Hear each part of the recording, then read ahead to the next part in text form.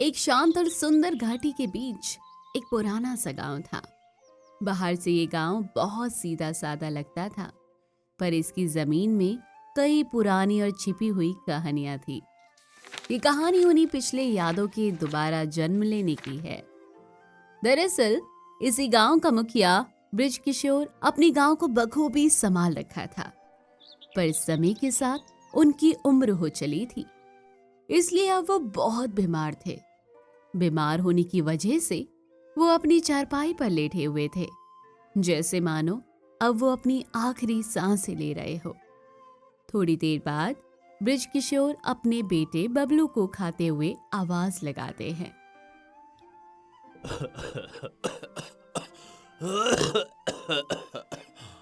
अरे बबलू, बेटा जरा पानी तो दे दे बेटा। बबलू बहुत घमंडी और गुस्सैल था। वो लोगों को खुद से छोटा समझता था, इसलिए पूरे गांव में उसका नाम खराब था। अब जब उसके पिताजी ने उससे पानी मांगा तो बबलू खुद से बड़बड़ाते हुए कहता है, अरे यार, हर वक्त बस पानी पानी पानी।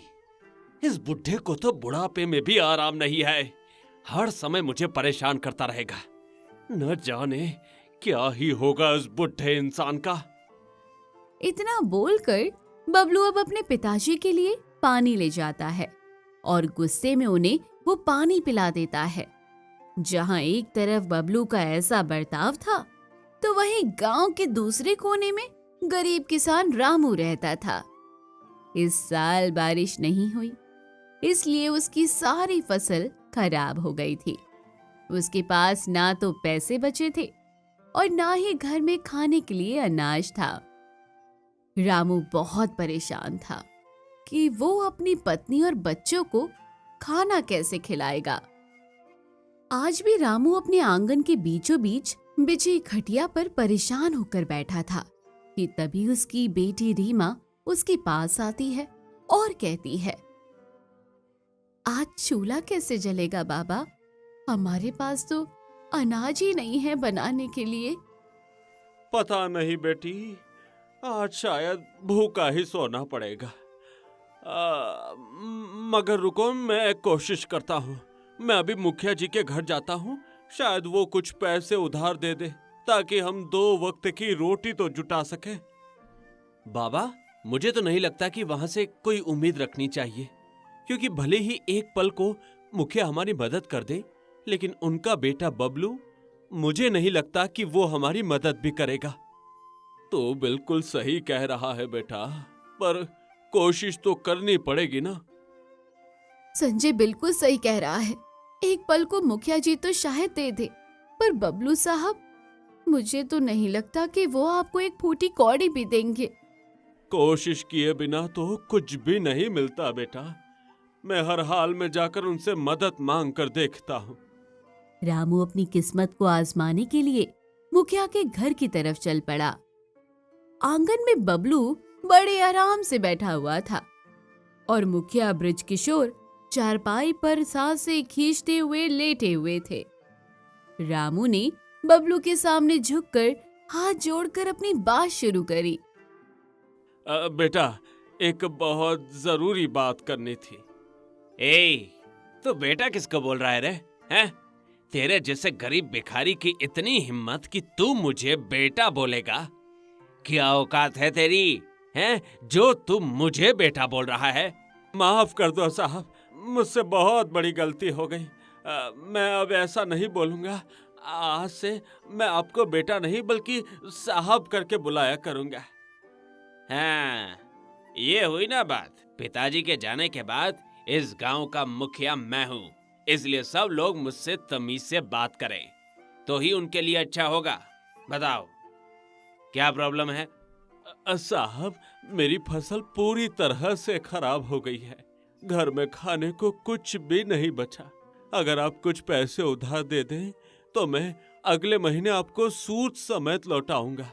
ये मेरा वादा है, पर फिलहाल के लिए मेरी मदद कीजिए, क्योंकि हम लोगों को आपकी बहुत जरूरत है। कृपया करके हमारी मदद कीजिए साहब, मदद कीजिए। अरे अरे, मैं तुझ भिखारी को पैसे दूंगा? हैं? अरे तेरा दिमाग खराब तो नहीं हो गया है? तू पैसे कैसे लौटाएगा? तेरी औकात ही क्या है? तेरे जैसे भिखारी पैसे तो ले लेते हैं, लेकिन फिर उनकी जिंदगी भर औकात नहीं होती पैसे लौटाने की। अगर इतनी ही औकात होती ना, तो आज तू और तेरा परिवार भूखा नहीं मर रहा होता। इस तरह बबलू रामू को बुरी तरह अपमानित किए जा रहा था और रामू की आंखों में सिर्फ आंसू थे, क्योंकि वो चाहकर भी बबलू को जवाब नहीं दे पाता, क्योंकि अभी उसे पैसों की बहुत ज्यादा जरूरत थी। इतना अपमानित होने के बाद भी रामू इसी आस में बैठा था कि बबलू अपमानित करने के बाद भी उसे पैसे दे देगा, जिसे देखकर एक बार फिर बबलू उसे धिक्कारता है। चल भाग यहाँ से भिखारी, चल, अपनी शक्ल मत दिखाना दोबारा। इतनी बेइज्जती करने के बाद भी बेशर्मों की तरह यहाँ घुटने पर मेरे आगे बैठा हुआ है, जिसे शर्म लिहाज अब बची ही ना हो। चल जा यहाँ से।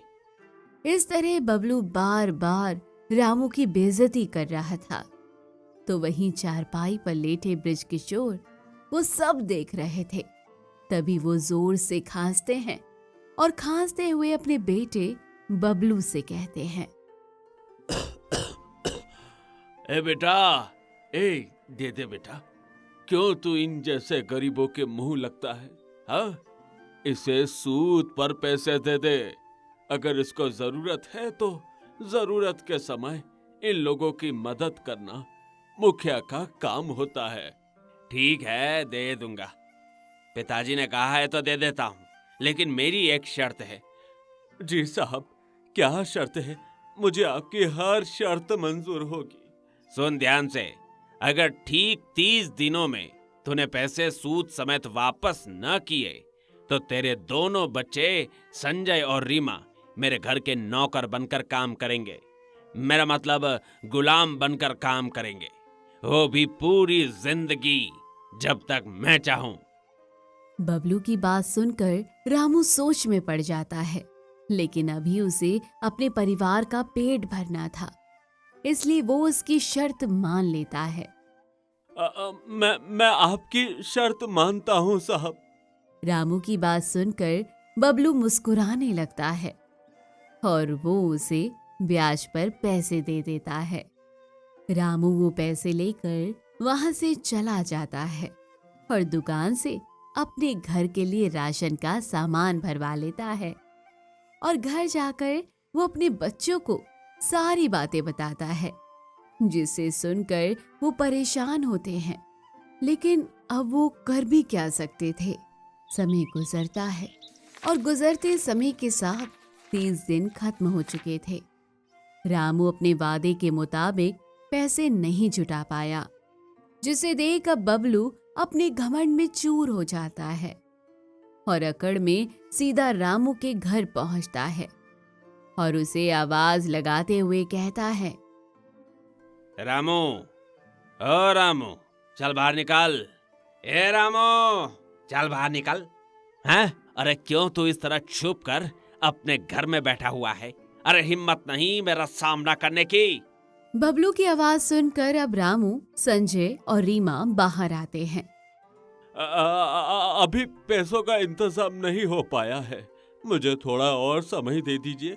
मैं आपको विश्वास दिलाता हूँ कि आने वाले समय में मैं आपके सारे पैसे सूद समेत वापस कर दूंगा। बस, अब ज्यादा नहीं सुना जाएगा। आज से बल्कि अभी से ही तेरे ये दोनों बच्चे मेरे साथ मेरे घर चलेंगे, वो भी नौकर बनकर, क्योंकि जिस तरह हमारी बात हुई थी उस मुताबिक तू 30 दिन के अंदर पैसे जमा नहीं कर पाया और अब मैं इन लोगों को तेरे पास नहीं छोड़ सकता। बाबा, बबलू साहब, जरा दया कीजिए, हमें थोड़ा सा समय और दे दीजिए, हम आपके सारे पैसे चुका देंगे। अरे चुप हो जा, क्योंकि नौकरों को बोलने का कोई हक नहीं होता। चुप हो जा, बिल्कुल चुप। अब से तुम दोनों मेरे गुलाम हो, समझे? इतना बोलकर अब बबलू उन दोनों को अपने साथ ले जाता है और अब बबलू उन दोनों से दिन रात काम करवाने लगा और अगर उनसे छोटी सी भी गलती हो जाती तो बबलू उन पर काफी जुल्म करता। ऐसे ही एक दिन संजय चाय बनाकर बबलू को देता है और जब बबलू चाय पीता है तो उस चाय को वो फेंक कर कहता है, कितनी गंदी चाय बना रखी है तूने। अरे तुम लोगों को पता नहीं ना कि पैसे कहाँ से आते हैं, इसलिए तुम चाय, दूध, चीनी, चाय पत्ती हर चीज की बर्बादी करते हो। अरे तू ऐसे नहीं मानेगा तो रुक जा, तुझे तो मैं अभी सबक सिखाता हूँ, रुक। इतना बोलकर बबलू अब संजय को 2 थप्पड़ लगा देता है। बबलू उन लोगों को थोड़ी सी भी गलती करने पर मार खाने में सूखी और बासी रोटियां और अपमान देता है।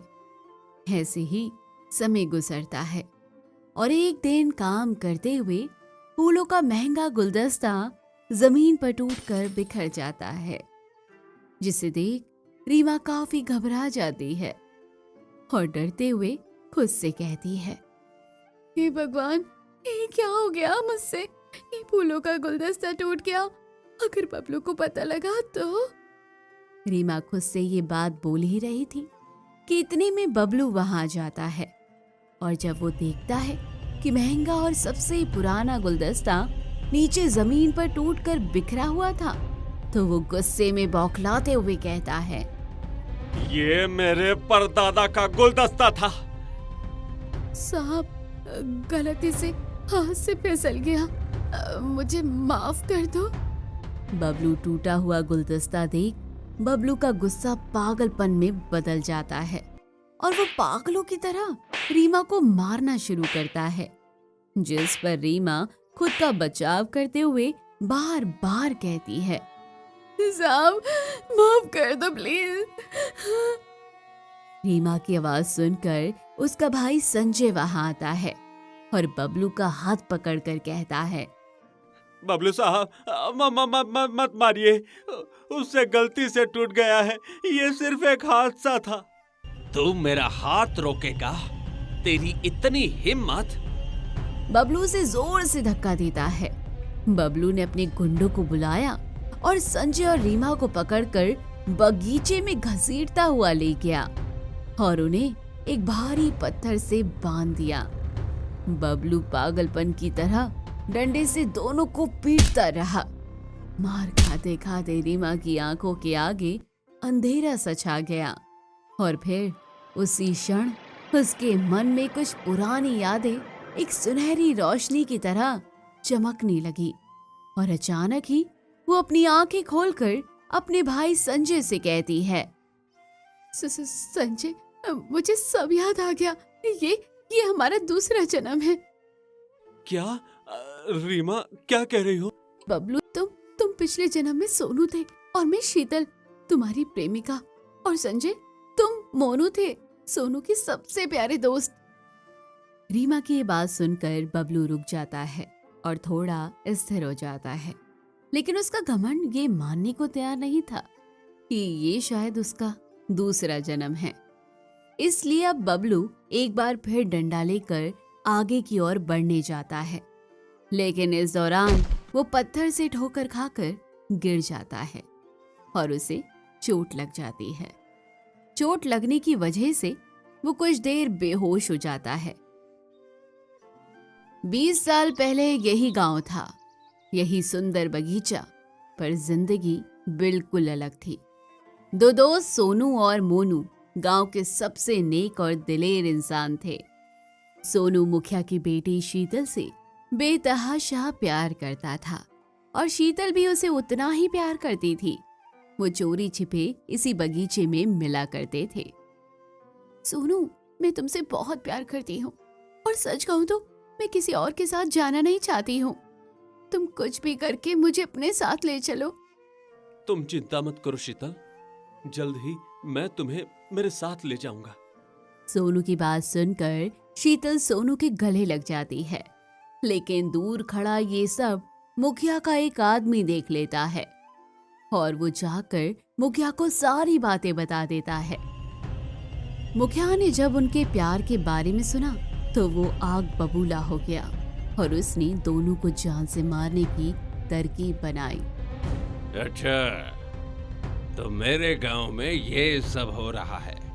कोई बात नहीं, मेरे रहते इस गांव में ये रामलीला चले, ये मुझे कतई मंजूर नहीं। इस गांव के खिलाफ गए हैं ये दोनों। अब वो दोनों इस गांव से नहीं बल्कि इस दुनिया से जाएंगे। इस तरह मुखिया उन दोनों को जान से मारने की प्लानिंग कर लेता है। पर इसी दौरान मोनू ने मुखिया की योजना सुन ली और वो तुरंत सोनू और शीतल को बताने दौड़ा। मगर मुखिया अपने गुंडों के साथ वहां पहुंच गया। आज मेरे गांव की इज्जत का फैसला होगा, कोई भागेगा नहीं। इन तीनों को सबक सिखाओ। मुखिया के गुंडों ने तीनों को बेदर्दी से मार दिया और एक बड़े से पत्थर के नीचे जमीन खुदवाकर उन तीनों को वहीं दफना दिया। इस तरह तीन मासूम जाने सिर्फ प्यार और घमंड की भेंट चढ़ गए। बबलू कुछ ही देर में होश में आता है तो अब उसकी आंखों में घमंड नहीं बल्कि प्रेम के आंसू थे। पिछले जन्म की सच्चाई और अपनी प्रेमिका को अपने सामने देख उसका दिल पसीज जाता है और वो रीमा को और अपने दोस्त को जल्दी से खोल देता है और उन दोनों को गले से लगाते हुए कहता है, रीमा, संजय, मुझे माफ कर दो। मैंने बहुत बुरा किया। अगर तुम्हारे दिल में सच में पछतावा है तो हम भी तुम्हें दिल से माफ करते हैं। माफी क्यों मांगते हो सोनू? माफी क्यों मांगते हो? मैंने हर जन्म में तुमसे प्यार किया है। इस जन्म में मैं बस तुम्हें पहचान नहीं पाई, पर अब जब मुझे पता चला कि तुम मेरे प्यार हो तो मैं तुम्हें इस तरह माफी मांगते नहीं देख सकती। उन दोनों की बातें सुनकर अब बबलू रो पड़ता है और उन दोनों को एक बार फिर से गले लगा लेता है और कहानी भी यहीं खत्म होती है। तो दोस्तों, कैसी लगी कहानी कमेंट बॉक्स में जरूर बताइए। चैनल को अब तक सब्सक्राइब नहीं किया तो जल्दी जाकर कर लीजिए।